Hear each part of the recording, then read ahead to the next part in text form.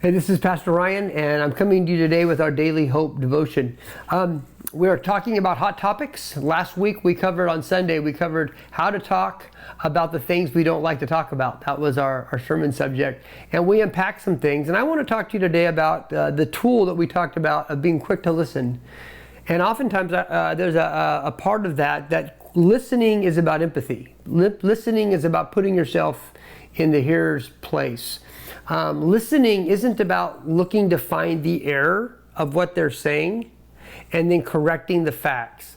Listening starts with listening for their pain, their hurt, their heart.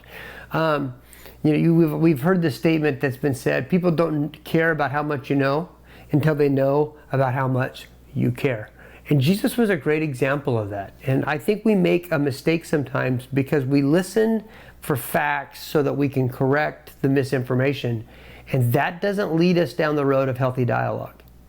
We need to listen for the pain that people are expressing in their hearts. And oftentimes when people are in pain, they don't say everything correctly. And we just need to give grace to them in that. I recently had back surgery and had an incision, about 3-inch incision in my back, and I was in a lot of pain. And believe me, there was times that I was saying stuff that I was trying to say it right, but I wasn't. Some of it was the Percocet that was talking through me, but I was doing everything I could to say it right. But thankfully, there were people in my home, people that I was talking to, that gave me grace, that realized he's speaking from his pain today. He's speaking from a place that he's not getting all the information right, but we know what he's trying to say. That's a huge skill when we talk about listening. Jesus practiced that skill in John chapter 11.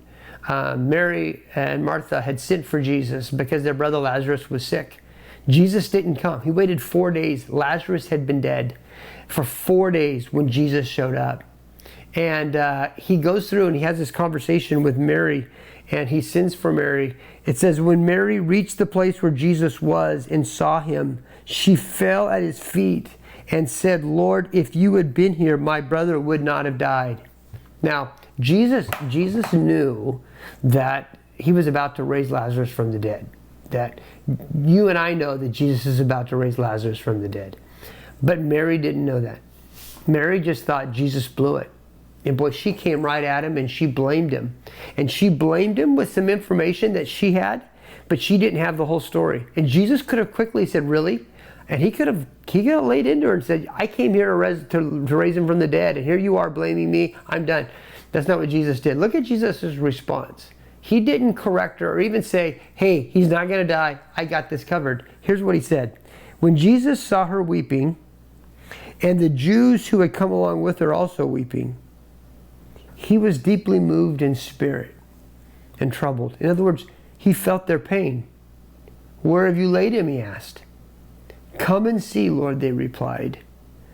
Jesus wept. Wow. Jesus he knew what he was about to do, but rather than moving on to the next thing, he was present with his friend in the midst of her pain. He wept with her. He felt the pain that she was in. He didn't just say, hey, let me tell you what's going to happen. Stop crying. Don't do that.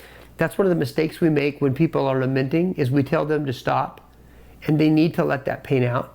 They need to go ahead and express it. Jesus let her express her grief. He let her express her pain, and he embraced her in that, and he wept with her. Paul tells us in Romans chapter 12 to weep with those who weep, to rejoice with those who rejoice. Boy, that's so important for us to learn how to do that. Because again, people don't care about how much you know until they know about how much you care.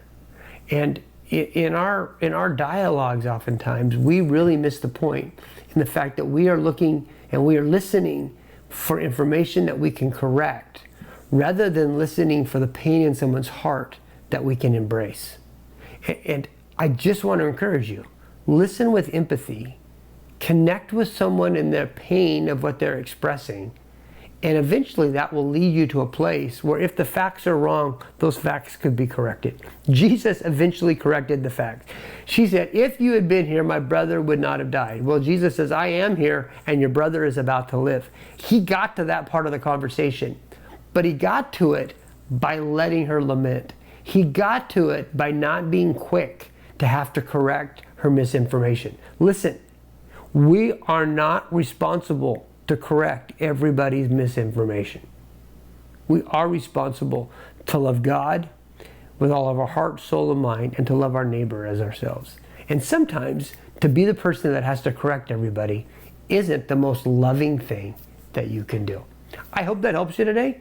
I hope that you and I together can continue to have difficult and crucial conversations with the people around us so that we can make an impact in the world in which we live. Thank you for joining me today in our Daily Hope Devotion. God bless.